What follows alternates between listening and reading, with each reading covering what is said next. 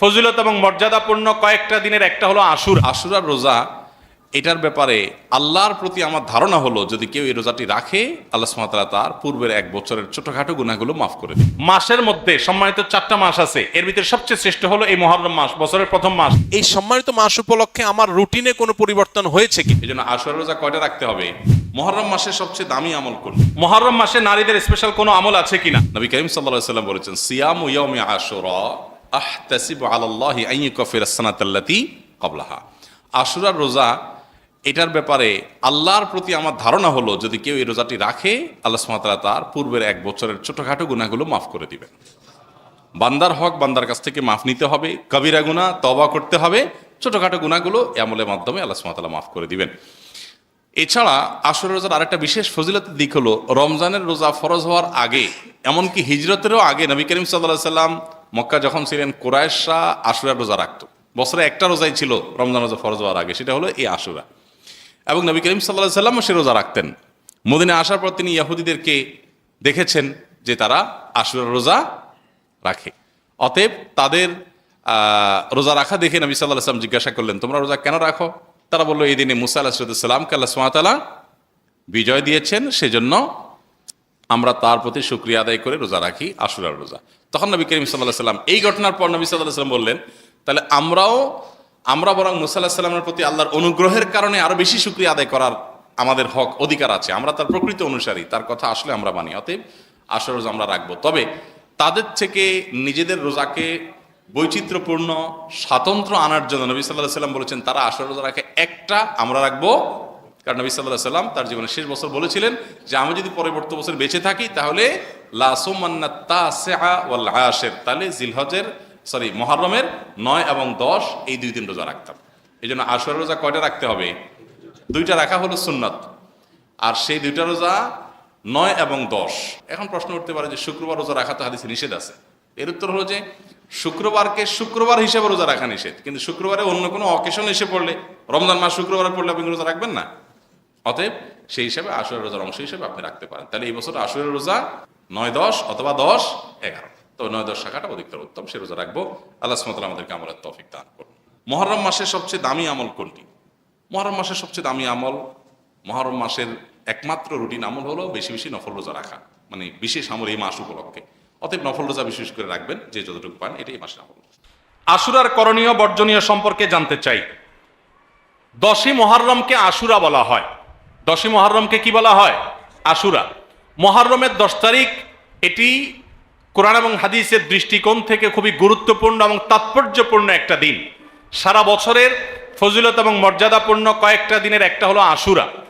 মুহররমের 10 তারিখ বা 10ম দিনটি, এটি তাৎপর্যপূর্ণ হওয়ার কারণ হলো, এই দিনে আল্লাহ রাব্বুল আলামিন পৃথিবীর ইতিহাসে বহু নবী রাসূলকে অন্যায় এবং বাতিলের বিরুদ্ধে বিজয় দিয়েছেন।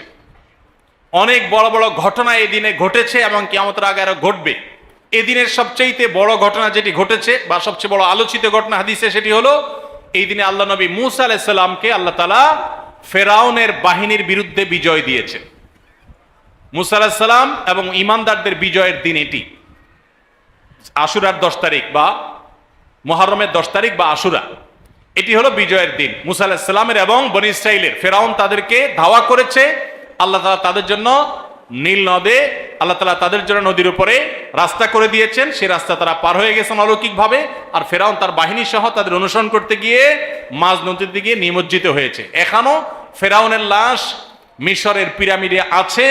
আল্লাহ বলেছেন, ওয়াকাযালিকা নুনাজ্জিকা লিবাদানিকা লিতাকুনা লিমান খালফাকা আয়া, তোমার দেহকে, হে ফেরাউন, তুমি যে অহংকারী ছিলে, তোমার দেহকে কিয়ামত পর্যন্ত আমি রেখে দিব, নষ্ট হতে দিব না, যাতে পরবর্তী প্রজন্মের কাছে তুমি শিক্ষার বিষয় হও, তোমাকে দেখে শিক্ষা নিতে পারে যে আল্লাহ দ্রোহীদের শাস্তি কি হয়, যত বড় পাওয়ারফুলি হোক না কেন।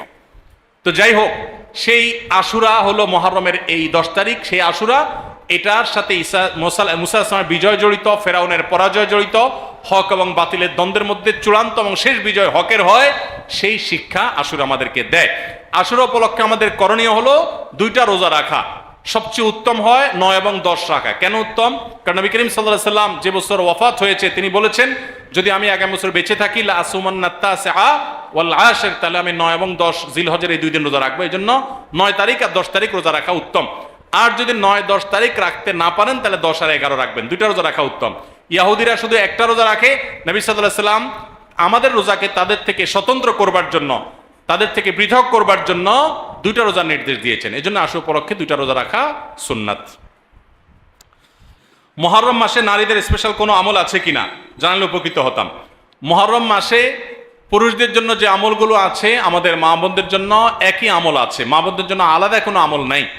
মুহররম মাসের সবচেয়ে গুরুত্বপূর্ণ আমল হলো বেশি বেশি রোজা রাখা। বেশি বেশি কি রাখা? রোজা রাখা। নবী করিম সাল্লাল্লাহু আলাইহি সাল্লাম বলেছেন, আফদালুস সিয়ামি বা'দা রমাদান শাহরুল্লাহিল মুহররম। আল্লাহর কাছে রমজানের পরে নফল রোজার জন্য সবচেয়ে আদর্শ এবং শ্রেষ্ঠ মাস হলো মুহররম মাস। এই জন্য ভাই মুহররম মাসে বেশি বেশি নফল রোজা রাখার চেষ্টা করতে হবে। বেশি বেশি তো দূরের কথা, অনেকে একটাও রাখতে পারেন না, অন্তত 2-4টা হলেও রাখার চেষ্টা করবো ইনশাআল্লাহ। মুহররম মাস কিন্তু শুরু হয়ে গেছে, মুহররম মাস আরম্ভ হয়ে গেছে, আমরা এখন মুহররম মাসের মধ্যে আছি। সম্মানিত মাসের মধ্যে সম্মানিত 4টা মাস আছে, এর ভিতরে সবচেয়ে শ্রেষ্ঠ হলো এই মুহররম মাস, বছরের প্রথম মাস, হিজরি বর্ষের। অতএব এই মাসের প্রধান আমল হলো বেশি বেশি নফল রোজা রাখা। দ্বিতীয় আমল হলো মুহররমের 10 তারিখ আশুরা, এই আশুরা উপলক্ষে 2টা রোজা রাখা। 9 আর 10 রাখলে বেশি উত্তম, আর না হলে 10 আর 11 এই 2টা রোজা রাখা নারী পুরুষ সকলের জন্য সুন্নাহ। নারীরা যদি মাসিক অবস্থা না থাকেন তারা রাখবেন না, মাসিক অবস্থা না থাকলে তারা রাখবেন না।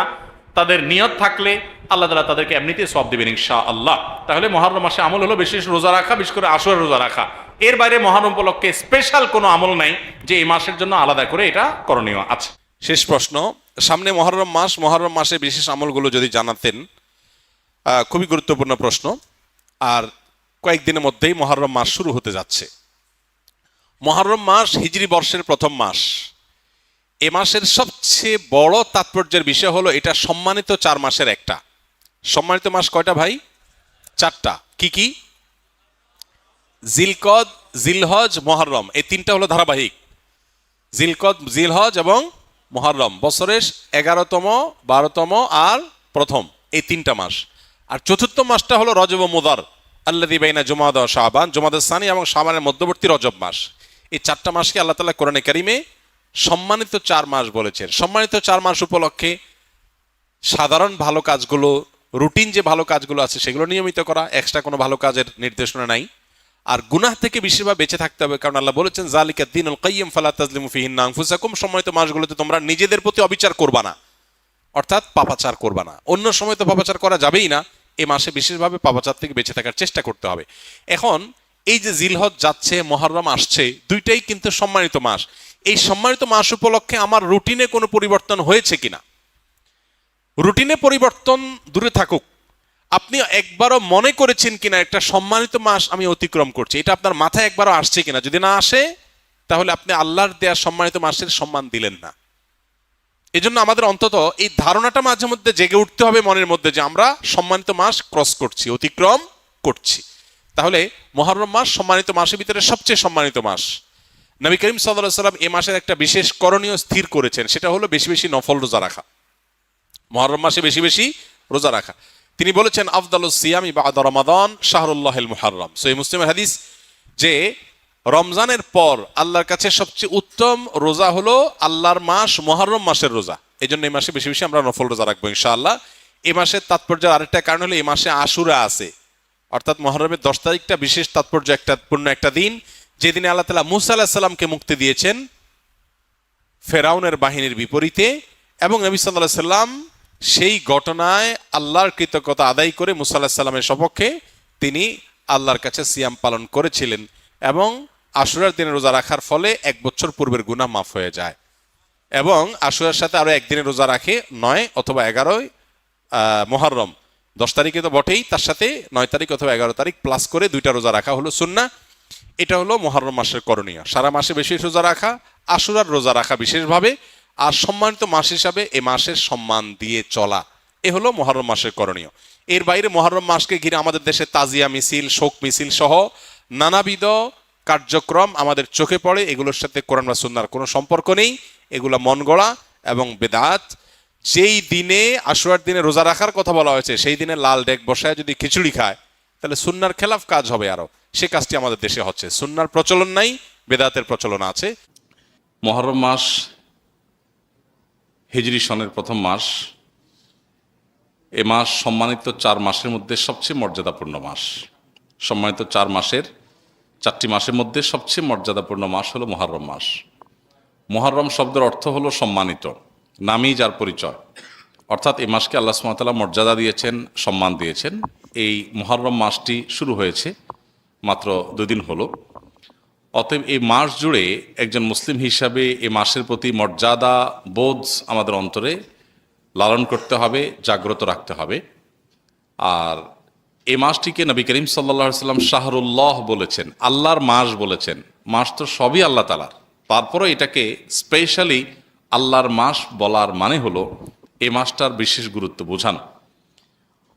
সব ছেলে মেয়েরাই বাপের সন্তান হলেও বাবা কোনো ছেলেকে যখন বলে তুই আমার সন্তান, তুই আমার ছেলে, এই তো আমার ছেলে, তখন এর মানে হলো তাকে বিশেষ স্নেহ মমতার কথা তিনি বোঝাচ্ছেন। ঠিক একইভাবে সব মাসগুলো, সব দিনগুলো আল্লাহ তাআলার হওয়া সত্ত্বেও মুহররমকে নবী করিম সাল্লাল্লাহু আলাইহি সাল্লাম বলেছেন শাহরুল্লাহি আল মুহররম, আল্লাহর মাস মুহররম। তো এই জন্য এই মাসটার বিশেষ মর্যাদা বুঝে আসে। এ মাসে অন্যান্য সম্মানিত মাসের মতোই গুনাহগুলো থেকে, পাপের কাজ থেকে বেঁচে থাকার ব্যাপারে একবার হলেও আমাদের বিবেক বাধা দেওয়া উচিত, একটু হলেও আমাদের থামা উচিত যে আমি সম্মানিত মাসে সম্মান নষ্ট করছি, অন্যায় করে, অপরাধ করে, গুনাহ করে। এ হলো মুহররম মাস সম্পর্কে সংক্ষিপ্ত কথা। এ মাসে নফল রোজা বেশি বেশি নবী করিম সাল্লাল্লাহু আলাইহি সাল্লাম রাখাকে উত্তম বলেছেন। রমজানের পরে সবচেয়ে বেশি এই মাসে নফল রোজা রাখাটা উত্তম। অতএব সে চেষ্টা আমরা করবো। আল্লাহ আমাদেরকে তৌফিক দান করুন। আশুরা রোজার ফজিলত কি এবং এবছর আশুরা রোজা কবে রাখতে হবে? আশুরা রোজার ফজিলত সম্পর্কে আমরা সবাই কম বেশি জানি। নবী করিম সাল্লাল্লাহু আলাইহি সাল্লাম থেকে প্রসিদ্ধ হাদিস রয়েছে, সহিহ মুসলিমে বর্ণিত হয়েছে। আবু কাতাদা রাদিয়াল্লাহু তাআলা বর্ণনা করেছেন যে নবীজি ইরশাদ করেছেন, সিয়ামু ইয়াউমি আশুরা আহতাসিবু আলাল্লাহি আন ইউকাফিরাস সানাতাল্লাতী ক্বাবলাহ। আশুরার রোজার ব্যাপারে আল্লাহর প্রতি আমার ধারণা হলো যে এর মাধ্যমে 1 বছর পূর্বের গুনাহ আল্লাহ তাআলা মাফ করে দিবেন। এবং আশুরার এই রোজা এটা কতদিন যাবৎ পৃথিবীতে রাখা হচ্ছে সেটার উত্তর হলো মুসা আলাইহিস সালামের সময় থেকে রাখা হচ্ছে। তার মানে কয়েক হাজার বছর ধরে এই আশুরার রোজা পৃথিবীতে রাখা হয়। এমন একটা ইবাদত যেটার ধারাবাহিকতা হাজার হাজার বছর। তো এই আশুরার রোজা রাখার গুরুত্ব অপরিসীম। সাহাবায়ে কেরাম নিজেরা তো রাখতেন, নিজেদের বাচ্চাদেরকে পর্যন্ত এই রোজা রাখতে উদ্বুদ্ধ করতেন, যারা রোজা রাখার মতো তাদেরকে, এবং সেই সাথে তাদেরকে খেলনা ইত্যাদি দিয়ে ভুলিয়ে রাখতেন। এটা ছিল নবী সাল্লাল্লাহু আলাইহি সাল্লামের, সাহাবায়ে কেরামের সুন্নাহ। সেজন্য আশুরা রোজা আমরা রাখার চেষ্টা করব ইনশাআল্লাহ। এই বছর আশুরা রোজা আমরা কখন রাখব সেটার উত্তর হলো, আজ বাংলাদেশে এবং এ অঞ্চলে যেহেতু একদিন পরে চাঁদ দেখা যায় মিডল ইস্টের তুলনায়, শুক্রবার সন্ধ্যার পরেই 9ই মুহররম শুরু হয়ে যাবে। আর আশুরা রোজার মধ্যে সবচেয়ে উত্তম হলো 9 এবং 10ই মুহররম রোজা রাখা। 10ই মুহররম আশুরার দিন, আশুরা মানেই হলো মুহররমের 10 তারিখ বা 10ম দিন। অতএব সেটা তো আছেই, সেটা আগামী রোববার মুহররমের 10 তারিখ হবে। শনিবার দিবাগত রাতে সাহরি খেয়ে আমরা মূল রোজা আশুরা রোজাটা রাখবো ইনশাআল্লাহ। আর সাথে 9 তারিখকে প্লাস করে রোজা রাখলে সেক্ষেত্রে আজকে দিবাগত রাতে আমাদেরকে সাহরি খেয়ে আগামীকালকে শনিবার রোজা রাখতে হবে, অর্থাৎ 9 এবং 10। তাহলে শুক্রবার দিবাগত রাত, আজ শুক্রবার দিবাগত রাতে আমরা সাহরি খেয়ে কালকে রোজা রাখবো ইনশাআল্লাহ। আবার আগামীকাল দিবাগত রাতে সাহরি খেয়ে তারপরের দিন রোজা রাখবো। তাতে 9 জিলহজ এবং 10 জিলহজ দুইটা রোজাই আদায় হয়ে যাবে ইনশাআল্লাহ। কারণ যদি কালকে রোজা রাখা সম্ভব না হয় তাহলে তিনি শনিবার দিবাগত রাতে খেয়ে রবিবার রোজা রাখবেন, সেটা হবে আশুরার মূল রোজা। আর রবিবার দিবাগত রাতে সাহরি খেয়ে সোমবার তিনি রোজা রাখবেন, তাতে হবে আপনার 11 জিলহজের রোজা। আর সোমবার তো সাপ্তাহিক নফল রোজা আছেই, সেক্ষেত্রে আমরা টানা 3টা রাখতে পারি। শুক্রবার দিবাগত রাত, শনিবার দিবাগত রাত, এই দুইটা আশুরা। আর রবিবার দিবাগত রাত হলো কিসের? সোমবারের সাপ্তাহিক নফল রোজা। তাহলে টানা 3টা রোজা হয়ে গেল। আর যদি কেউ একের ভিতর 2 চান, মানে শর্টকাটে, তাহলে সেক্ষেত্রে শনি আর রবি রাখলে রোববারেরটা ডাবল নিয়ত করতে পারেন। 11ই মুহররম হিসাবে রোজা, আবার সোমবারের রোজা, দুইটা সবই একসাথে পাওয়া যাবে। আর যদি কেউ 3টা রাখেন তাহলে তার সব বেশি, এটা বলার অপেক্ষা রাখে না। অতএব আশুরা রোজাগুলো আমরা রাখার চেষ্টা করবো ইনশাআল্লাহ। এদিন আল্লাহ রাব্বুল আলামিন মুসা আলাইহিস সালামকে বিজয় দিয়েছেন, সত্যের বিজয় দিয়েছেন। আর অসত্য বা ফেরাউন বাহ্যিকভাবে শক্তিশালী মনে হলেও দীর্ঘদিন অহমিকার সুযোগ আল্লাহ তাআলা ছাড় দিয়ে একটা পর্যায়ে তাকে চরম পরিণতি বরণ করতে বাধ্য করেছেন। সেই ঐতিহাসিক দিন আল্লাহ নবী মুসা আলাইহিস সালাম সেটার জন্য আল্লাহর কাছে শুকরিয়া আদায় করে তিনি রোজা রেখেছেন এবং তার অনুসরণে আমরাও রোজা রাখি, এবং ইয়াহুদীদের রোজার চাইতে আমাদের রোজা যেন ভিন্নতর হয় সেজন্য আমরা 2টা রোজা রাখি, এবং সেই 2টা রোজার ভিতরে সবচেয়ে উত্তম হয় 9-10, 9-10 না পারলে 10-11, এই 2টা ধাপের রোজা। আর যদি সেটার কোনোটাই সম্ভব না হয়, শুধু একটাই রাখতে পারে, তাহলে 10 তারিখের রোজাটাও রাখা যেতে পারে, যদি অনেক কোন সেটাকে নিষেধ করেছেন। আশুরা উপলক্ষে কি কি আমল করব? আশুরা উপলক্ষে সর্বপ্রথম এবং প্রধান আমল হলো রোজা রাখা, যেটা আমরা এতক্ষণ বললাম। মুহররমের 10 তারিখ এবং তার সাথে 9 তারিখ, এই 2টা রাখা উত্তম, কারণ নবী সাল্লাল্লাহু আলাইহি ওয়াসাল্লাম বলেছেন, যদি আমি আগামী বছর বেঁচে থাকি তাহলে আমি 9-10 রোজা রাখবো। এই জন্য 9-10 রাখাটা উত্তম, এটা নবীজির স্বপ্ন ছিল, আকাঙ্ক্ষা ছিল। আর না হলে 10-11 রোজা রাখা, এটা হলো আশুরার প্রধান আমল। দ্বিতীয়ত, আশুরার এই দিবসের শিক্ষাটা গ্রহণ করা, এটা নিয়ে খুব বেশি আলোচনা হয় না। আলোচনা হয় শুধু আশুরার রোজা নিয়ে, ইতিহাসও আলোচনা হয়, কিন্তু আশুরার চেতনা কি, আশুরার শিক্ষা কি, আশুরা আমাদেরকে কি বার্তা দেয়, সেটা নিয়ে আলোচনা হয় না। সেটা আমরা আজকে আলোচনা করার চেষ্টা করেছি, আলহামদুলিল্লাহ। অতএব আশুরা উপলক্ষে প্রতি বছরই আমাদের এই শিক্ষাটা ধারণ করা দরকার যে সত্যের বিজয় হবেই হবে 2 দিন আগে আর 2 দিন পরে, আর অসত্য এবং বাতিল লাঞ্ছিত, অপমানিত, পরাজিত, নিমজ্জিত হবেই হবে, সেটাও 2 দিন আগে বা পরে। ফেরাউন শক্তিশালী ছিল, ফেরাউন ক্ষমতাবান ছিল, জালিম ছিল, তাই বলে তার পক্ষাবলম্বন সত্যের অনুসন্ধানে মানুষরা করে নাই। মুসা আলাইহিস সালাম দুর্বল ছিলেন, তার অনুসারী বনী ইসরাঈলও দুর্বল ছিলেন, তারা শোষিত ছিলেন, আর ফেরাউন শোষণকারী ছিল। এই দুইয়ের মধ্যে আল্লাহ তাআলা চূড়ান্ত হাসি, শেষ হাসি, চূড়ান্ত বিজয় এটা দান করেছেন কাকে? মুসা আলাইহিস সালামকে। অতএব সত্যের বিজয় হয় 2 দিন আগে আর পরে। এই চেতনা, এই শিক্ষা মাথায় রেখে যদি আমরা চলি, আমরা সত্যের সাথে থাকবো, সেটা দুর্বল হলেও সত্যের সাথে থাকবো, সংখ্যায় কম হলেও। আমি শুধুমাত্র শক্তি, সামর্থ্য, দল, গ্রুপ, মতাদর্শ এগুলো দেখে, জোয়ার দেখে আমি চলবো না, আমি আদর্শের ভিত্তিতে চলবো। এই শিক্ষাটা আমাদেরকে আসলে দিয়ে থাকে। অতএব সেই শিক্ষাটা আমরা ধারণ করার চেষ্টা করব ইনশাআল্লাহ। আশুরা উপলক্ষে একটা হাদিস, যে হাদিসকে ইমাম তিরমিজি রাহিমাহুল্লাহ বিশুদ্ধ বললেও, হাসান বললেও, অন্য ইমামরা অনেকে জয়ীব বলেছেন, সেটা হলো এই দিনে আল্লাহ তাআলা আল্লাহর বান্দাদেরকে মাফ করার ইতিহাস আছে। অতএব পরবর্তী জাতিরাও আল্লাহর কাছে তওবা করলে এই দিনে তওবা কবুল হবে, আল্লাহ তওবা করবেন, কবুল করবেন। তো সেই হাদিসের উপর ভিত্তি করে কেউ আল্লাহর কাছে এই দিন ইস্তেগফার এবং তওবাও করতে পারে, যেহেতু নফল আমল, এটা চাইলে কেউ করতে পারে। মুহররম মাস হিজরি বর্ষের প্রথম মাস। এ মাসের সবচেয়ে বড় তাৎপর্যের বিষয় হলো এটা সম্মানিত 4 মাসের একটা। সম্মানিত মাস কয়টা ভাই? 4টা। কি কি? জিলকদ, জিলহজ, মুহররম, এই 3টা হলো ধারাবাহিক। জিলকদ, জিলহজ এবং মুহররম বছরের 11তম, 12তম আর প্রথম, এই 3টা মাস। আর চতুর্থ মাসটা হলো রজব ও মুদার, আল্লাযী বাইনা জুমাদা ও শাবান, জুমাদাস সানি এবং শাবানের মধ্যবর্তী রজব মাস। এই 4টা মাসকে আল্লাহ তাআলা কোরআনে কারিমে সম্মানিত 4 মাস বলেছেন। সম্মানিত 4 মাস উপলক্ষে সাধারণ ভালো কাজগুলো, রুটিন যে ভালো কাজগুলো আছে সেগুলো নিয়মিত করা, এক্সট্রা কোনো ভালো কাজের নির্দেশনা নাই। আর গুনাহ থেকে বেশিরভাগ বেঁচে থাকতে হবে, কারণ আল্লাহ বলেছেন যালিকা দ্বীনুল কাইয়্যিম ফালা তাজলিমু ফিহিন্না আনফুসাকুম। সম্মানিত মাসগুলোতে তোমরা নিজেদের প্রতি অবিচার করবা না, অর্থাৎ পাপাচার করবা না। অন্য সময় তো পাপাচার করা যাবেই না, এই মাসে বিশেষভাবে পাপাচার থেকে বেঁচে থাকার চেষ্টা করতে হবে। এখন এই যে জিলহজ যাচ্ছে, মুহররম আসছে, দুইটাই কিন্তু সম্মানিত মাস। এই সম্মানিত মাস উপলক্ষে আমার রুটিনে কোনো পরিবর্তন হয়েছে কিনা? রুটিনে পরিবর্তন দূরে থাকুক, আপনি একবারও মনে করেছেন কিনা একটা সম্মানিত মাস আমি অতিক্রম করছি, এটা আপনার মাথায় একবারও আসছে কিনা? যদি না আসে, তাহলে আপনি আল্লাহর দেয়া সম্মানিত মাসের সম্মান দিলেন না। এজন্য আমাদের অন্তত এই ধারণাটা মাঝে মধ্যে জেগে উঠতে হবে মনের মধ্যে, যে আমরা সম্মানিত মাস ক্রস করছি, অতিক্রম করছি। তাহলে মুহররম মাস সম্মানিত মাসের ভিতরে সবচেয়ে সম্মানিত মাস। নবী করিম সাল্লাল্লাহু আলাইহি ওয়াসাল্লাম এই মাসের একটা বিশেষ করণীয় স্থির করেছেন, সেটা হলো বেশি বেশি নফল রোজা রাখা। মুহররম মাসে বেশি বেশি রোজা রাখা। তিনি বলেছেন আফদালুস সিয়ামি বা'দা রমাদান শাহরুল্লাহিল মুহররম। সহিহ মুসলিমের হাদিস, যে রমজানের পর আল্লাহর কাছে সবচেয়ে উত্তম রোজা হলো আল্লাহর মাস মুহররম মাসের রোজা। এই জন্য এই মাসে বেশি বেশি আমরা নফল রোজা রাখবো ইনশাআল্লাহ।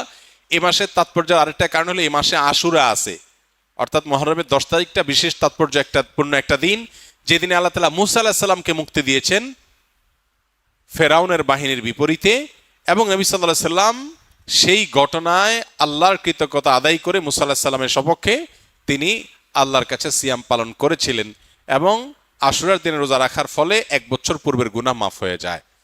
এবং আশুরার সাথে আরো একদিনে রোজা রাখে 9 অথবা 11 মুহররম, 10 তারিখে তো বটেই, তার সাথে 9 তারিখ অথবা 11 তারিখ প্লাস করে 2টা রোজা রাখা হলো সুন্নাহ।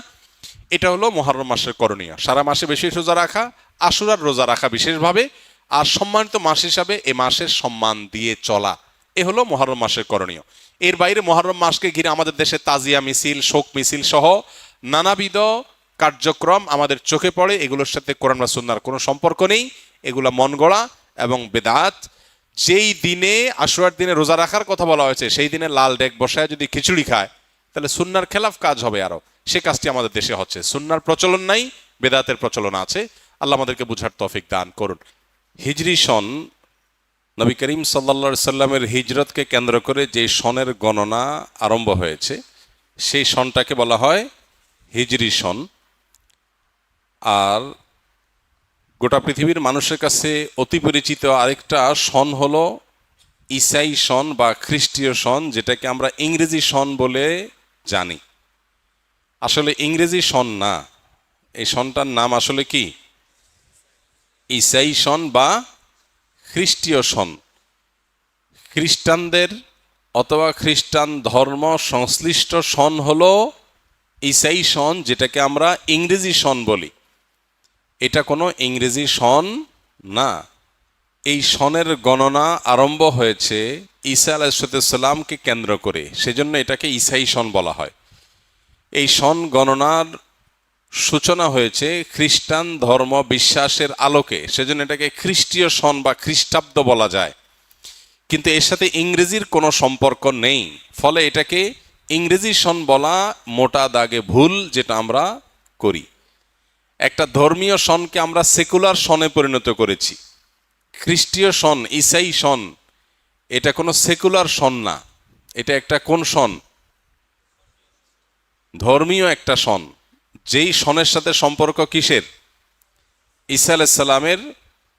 খ্রিস্টান মানুষ ধর্মের মানুষদের মতে, তাদের বিশ্বাস মতে ঈসা আলাইহিস সালামের জন্মের সনটাকে প্রথম ধরে এরপরে 2-3 গুনতে গুনতে আজ 2026 এসে পৌঁছেছে।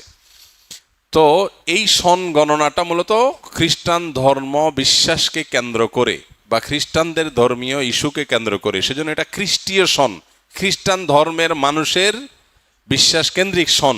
এটাকে জেনারেলাইজ করে আমাদের সবার কাছে এটাকে সহজে গলদকরণ করা হয়েছে কি বলে? ইংরেজি সন বলে। মানে এই সমাজে যখন মানুষ নিজেকে অনেক সভ্য, শিক্ষিত, স্মার্ট, অনেক বেশি সচেতন মনে করে, সেই সমাজে এরকম মোটা দাগে একটা ভুল আমরা বয়ে বেড়াচ্ছি, যেটা খুবই হাস্যকর।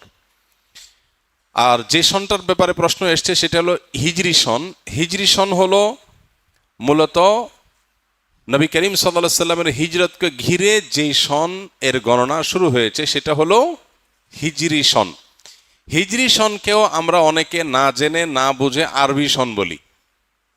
আমরা অনেকে এটাকে কি বলি? আরবি সন বলি। হিজরি সনের সাথে আরবি কোনো সম্পর্ক নেই, বরং আরবদের নিজস্ব একটা সন আছে, সেগুলোর মাসের আলাদা নাম আছে। হিজরতের যে সনটা, হিজরতকে ঘিরে যে সনটার গণনা শুরু হয়েছে, এটা হয়েছে মূলত খলিফাতুল মুসলিমিন ওমর ইবনুল খাত্তাব রাদিয়াল্লাহু তাআলা আনহুর শাসন আমলে। এটার সূচনার ঘটনা হলো ওমর রাদিয়াল্লাহু তাআলা আনহুর শাসন আমলে বিভিন্ন রাষ্ট্রীয় চিঠি বিভিন্ন এলাকার গভর্নররা তার কাছে যখন পাঠাতেন, কোনোটাতে দেখা থাকতো শাবান। তো একবার একটা চিঠিতে এরকম মাসের নাম লেখা আছে শাবান। তো ওমর রাদিয়াল্লাহু তাআলা তখন বললেন যে এই চিঠি কি এই যে চলমান শাবান এটার, নাকি যে শাবান গত হয়েছে সেটার আমরা কিভাবে বুঝবো? কারণ সে যুগে এক এলাকা থেকে আরেক এলাকা চিঠি যেতে দিনকে দিন মাসকে মাসও লেগে যেত, বিভিন্ন অসুবিধা হইতে পারত। আর অফিসিয়ালি এই চিঠিটা নথিভুক্ত হবে বা সংরক্ষিত থাকবে এটা কোন শাবান সেটা লেখা নেই, তাহলে সময়টা ঠিক বোঝা কঠিন। তখন ওমর রাদিয়াল্লাহু তাআলা আনহু সাহাবা ইকরামের সাথে পরামর্শ করলেন যে একটা সনের প্রবর্তন যদি আমরা না করি তাহলে সেক্ষেত্রে শুধু মাসের নাম দিয়ে যে কোনো চিঠি পত্র বা এ জাতীয় কাগজ ইত্যাদি এগুলোকে সঠিক সময়কে সংরক্ষণ করা কঠিন। তখন সবাই সিদ্ধান্ত দিলেন যে হ্যাঁ, একটা সন গণনা শুরু হওয়া উচিত, আমাদের মুসলমানদের জন্য একটা সন গণনা শুরু হওয়া উচিত।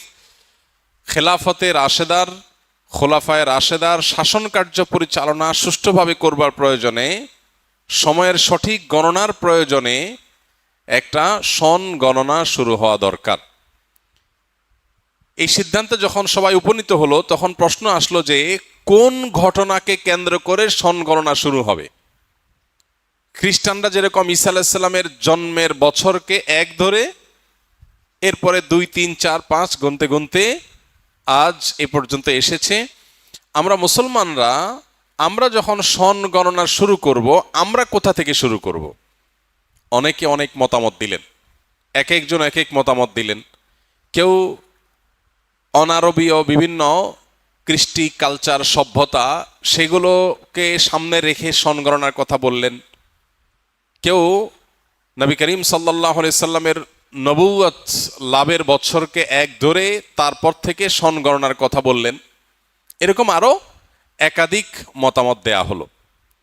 নবী করিম সাল্লাল্লাহু আলাইহি সাল্লামের জন্মের বছরকে এক ধরে তারপরে সন গণনা শুরু করা যেতে পারে, তার নবুয়ত লাভের বছরকে এক ধরে তারপরে 2, 3, 4 গুনতে গুনতে সন গণনা শুরু করা যেতে পারে। অনেকগুলো মতামতের মধ্যে খলিফাতুল মুসলিমিন ওমর ইবনুল খাত্তাব রাদিয়াল্লাহু তাআলা আনহু তিনি নবী সাল্লাল্লাহু আলাইহি সাল্লামের হিজরতের বছরকে, মক্কা থেকে হিজরত করে মদিনায় আসার বছরকে এক ধরে সন গণনার এই মতটাকে তিনি পছন্দ করলেন এবং এটার উপরে সাহাবায়ে কেরাম সিদ্ধান্ত নিলেন যে হ্যাঁ, আমরা হিজরতের সন থেকে সন গণনা শুরু করব। সেই থেকে শুরু হয়েছে হিজরি সন। বাংলা সন যেটা প্রচলিত আছে এটাও হিজরি সনের আরেকটা ভার্সন। এটার ইতিহাস আমরা নিশ্চয়ই অনেকে জেনে থাকবো যে সম্রাট আকবরের শাসন আমলে যখন খাজনা তোলা হতো তখন চান্দ্রবর্ষের আলোকে খাজনা তুলতে গিয়ে কিছু জটিলতা তৈরি হলো। তখন শুধুমাত্র হিজরি সনটাকেই কনভার্ট করে সেটাকে সৌরবর্ষে রূপান্তর করে সন গণনা শুরু হলো। ফলে বাংলা সন এবং হিজরি সনের মধ্যে আমরা দেখি যে কাছাকাছি অবস্থান আছে। সামান্য যেটুকু পার্থক্য হয়েছে এটুকু সোলার এবং লোনার বর্ষের কারণে, চন্দ্র এবং সূর্যের বর্ষের কারণে। তো খোলাসা এবং নির্যাস কথা হলো যে হিজরি সনের গণনা এটি শুরু হয়েছে ওমর রাদিয়াল্লাহু তাআলার শাসন আমলে, আর শুরু হয়েছে নবীজির হিজরতের ঘটনাকে কেন্দ্র করে। এখানে একটা মজার প্রশ্ন আছে। সে প্রশ্ন হলো, নবী করিম সাল্লাল্লাহু আলাইহি সাল্লামের জীবনে এত কিছু থাকতে হিজরত থেকে কেন হিজরি সনের গণনা শুরু হলো? হিজরত আপাত দৃষ্টিতে এটা কি কাঙ্ক্ষিত বিষয় না অনাকাঙ্ক্ষিত? অনাকাঙ্ক্ষিত। কেন অনাকাঙ্ক্ষিত? মানুষ নিজের মাতৃভূমিতে বসবাস করবে, এটাই তো স্বাভাবিক। নিজের মাতৃভূমি ছেড়ে আরেক দেশে চলে যেতে হচ্ছে, এটা কি স্বাভাবিক ঘটনা? সাহাবায়ে কেরাম নবী করিম সাল্লাল্লাহু আলাইহি সাল্লামের সাথে মক্কা থেকে হিজরত করে এসেছেন কোথায়? মদিনায়। তাদের মাতৃভূমিতে তাদেরকে থাকতে দেয়া হয়নি, তাদেরকে দেশান্তরিত হতে বাধ্য করা হয়েছে। তারা দেশান্তরিত হয়েছেন, হিজরত করেছেন। এটি কি প্রত্যাশিত ছিল? তাহলে একটা দুঃখজনক ঘটনাকে কেন্দ্র করে হিজরি সনের গণনা কেন শুরু হলো? মানুষ কি দুঃখের ঘটনাকে স্মরণীয় করে রাখতে চায় না সুখের ঘটনাকে? কি বলেন? আনন্দের ঘটনাকে স্মরণ করিয়ে রাখতে চায় নাকি বেদনার ঘটনাকে? বেদনাকে স্মরণ করে রাখতে চায় মানুষ। বেদনা মানুষ ভুলতে চায়, দুঃখের ঘটনা মানুষ ভুলতে চায়, মানুষ স্মরণ করতে চায় না। স্মরণ করতে চায় কোনটা? আনন্দের ঘটনা। এই জন্য জন্ম দিবস উদযাপন হয়, অবশ্য আজকাল মৃত্যু দিবস উদযাপন হয়, বিবাহ বার্ষিকী উদযাপন হয়, যদিও আজকাল বিবাহ বিচ্ছেদ নিয়েও উদযাপন হয়। কিয়ামত নিকটবর্তী হয়ে গেছে, মানুষ অনেক উদ্ভট এবং হাস্যকর কাজও করবে। বাকি সাধারণ আমাদের সমাজ ব্যবস্থায়, আমাদের সাধারণ জীবনযাত্রা আমরা দেখি আনন্দের ঘটনাকে মানুষ বারবার স্মরণ করে মজা পায়, দুঃখের ঘটনা মানুষ ভুলতে চায়। সেখানে সাহাবীরা নবী সাল্লাল্লাহু আলাইহি সাল্লামের জীবনে নবুয়ত লাভের বছর, আনন্দের বছর, বদরের যুদ্ধের বিজয়, আনন্দের বছর, এরকম কোন একটা আনন্দের ঘটনাকে কেন্দ্র করে সন গণনা শুরু না করে একটি বেদনার ঘটনাকে কেন্দ্র করে সন গণনা শুরু করেছেন কেন? আমরা যদি দেখি ঈসাই সনের কথা, খ্রিস্টীয় সনের কথা, তাহলে সেটা দেখি যে ঈসা আলাইহিস সালামের জন্মর বছরকে এক ধরে তারা গণনা শুরু করেছে, একটা আনন্দের ঘটনা। কিন্তু মুহাম্মদ সাল্লাল্লাহু আলাইহি সাল্লামের ক্ষেত্রে এসে কেন সাহাবা একরাম একটা বেদনার ঘটনা দিয়ে শুরু করলেন? উত্তর হলো, হিজরত আপাত দৃষ্টিতে বেদনা হলেও হিজরত হলো কিয়ামত পর্যন্ত আগত মুসলমানদের জন্য সবচেয়ে বড় প্রেরণার নাম। কিভাবে প্রেরণা? কারণ হিজরত আমাদেরকে স্মরণ করিয়ে দেয়, কঠিন সময়ে যদি তোমাকে তোমার মাতৃভূমি ত্যাগ করে চলে যেতেও হয়, তোমার প্রতি জুলুম করে তোমাকে যদি দেশান্তর করেও দেয়া হয়, আল্লাহর সন্তুষ্টি চিত্তে যদি তুমি সেই কাজটাকে বরণ করো, মেনে নাও, আর তুমি যদি সত্যের উপরে অটল অবিচল থাকো, তাহলে অচিরেই তুমি আবার সেই ভূমিতে ফিরে আসবে। হিজরত সেই শিক্ষা, সেই প্রেরণা, সেই স্মরণ আমাদেরকে করায়। সেই জন্য সাহাবা একরাম হিজরতকে স্মরণীয় করে রাখবার চেষ্টা করেছেন। আপাতদৃষ্টিতে দেখা যায় হিজরতের মাধ্যমে সাহাবা একরাম এক এলাকা থেকে আরেক এলাকায় রিফিউজিদের মতো আশ্রয় নিতে হয়েছে, কিন্তু আমরা দেখেছি হিজরতের পরের ইতিহাসটা বিজয়ের ইতিহাস। ইন্নামা আল উসরে ইউসরা। কঠিন সময় যখন যায় আমরা বিচলিত হয়ে যাই, কিন্তু কঠিন সময়ের পরেই যে সুসময় আসে এটা হিজরত আমাদেরকে বলে দিয়েছে। হিজরতের পরে দ্বিতীয় হিজরি সনেই আমরা দেখেছি বদরের মতো ঐতিহাসিক বিজয় আল্লাহ তাআলা দিয়েছেন। মাত্র 6 থেকে 7 বছর যেতে না যেতেই আল্লাহ মক্কা বিজয়ের মতো ঘটনা দিয়েছেন। মাত্র 10 বছরের মধ্যে পৃথিবীর পট পরিবর্তন করে দিয়েছেন। যেটা মক্কায় থেকে 13 বছরে হয় নাই, সেটা মদিনায় 10 বছরে তার চাইতে বহুগুণ অগ্রসর হয়েছে। এমনকি আল্লাহ আয়াতও নাজিল করেছেন, ইযা জাআ নাসরুল্লাহি ওয়াল ফাতহ। আল্লাহ সাহায্য এবং বিজয় যখন আসবে, দেখবে মানুষ দলে দলে ইসলামে আল্লাহর দ্বীনে দাখিল হচ্ছে। তাহলে হিজরতের পরেই এটি ঘটেছিল। এজন্য কোনো বেদনা বিধুর অধ্যায়, বাহ্যিক দৃষ্টিকোণ থেকে কোনো পরীক্ষা, এটা ইমানদার কখনো এটাতে ভেঙে পড়া উচিত নয়। হিজরত আমাদেরকে সেই শিক্ষা দেয়, কঠিন সময়ের পরে সুসময় আসে। প্রয়োজন শুধু সবরের, প্রয়োজন শুধু ধৈর্যের, প্রয়োজন শুধু অপেক্ষার, প্রয়োজন শুধুমাত্র সঠিক ট্র্যাকে নিজেকে টিকিয়ে রাখার। কিয়ামত পর্যন্ত আগত ইমানদারদের জন্য হিজরতের চেতনা, হিজরতের শিক্ষা, এটা দৈনন্দিন জীবনে, দ্বীনি জীবনে, সামগ্রিক জীবনে বারবার মানুষের জীবনে প্রয়োজন। এই জন্যই সাহাবা একরাম হিজরতের এই ঘটনাকে স্মরণীয় করে রাখবার জন্য হিজরি সনের গণনা শুরু করেছেন হিজরতের ঘটনা থেকে। আল্লাহ আমাদেরকে এই সন থেকে যে অনুপ্রেরণা, হিজরতের ঘটনা থেকে যে প্রেরণা আমাদের গ্রহণ করা দরকার, সেটা গ্রহণ করার তৌফিক দান করুন। হিজরি সনের হিসাব সংরক্ষণ করা ফরজে কিফায়া। হিজরি সন কখন আসে, কখন যায়, কোন মাস কখন শুরু হয়, কখন শেষ হয়, এই সন গণনা করাটা ফরজে কিফায়া। কারণ ইমাম ফখরুদ্দিন রাজি রাহিমাহুল্লাহর একটা উক্তি আছে, এই উক্তি সমস্ত ফোকায়ে কেরামেরই। সেটি হলো যে ইসলামের সমস্ত ইবাদাত, আল্লাহর সমস্ত আদেশ নিষেধ, এটা হিজরি সনকে ঘিরে হবে। জাকাতের হিসাব যে বছরকে কেন্দ্র করে হবে সেটা হলো চান্দ্রবর্ষ, হিজরি বর্ষ। সৌরবর্ষকে হিসাব করে জাকাতের হিসাব ক্যালকুলেশন করা যাবে না।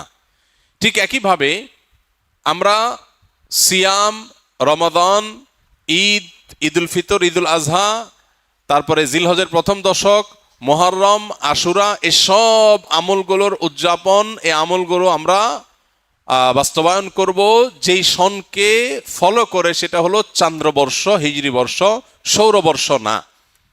যেহেতু আমাদের ইবাদত এই বর্ষকে ঘিরে, এই সনকে ঘিরে সম্পন্ন করতে হবে, সেজন্য এই সনের হিসাব রক্ষা করাটা ফরজে। কোনো মুসলমান সমাজে কেউ যদি এটার হিসাব সংরক্ষণ না করে, সবাই গুনাহগার হবে। তো এই জন্য শুধুমাত্র জাতীয় চাঁদ দেখা কমিটির উপরে ন্যস্ত না করে আমাদের কর্তব্য দিনী প্রতিষ্ঠানগুলো থেকে মুসলমান হিসাবে আমরা অন্তত হিজরি সনের হিসাবটা রাখবো ইনশাআল্লাহ। এখন কোন মাস চলছে জানো? জিলহজ। আজকে কয় তারিখ কেউ কি জানি? ইনফ্যাক্ট আমি নিজেও জানি না। আজকে কয় তারিখ ভাই? 25।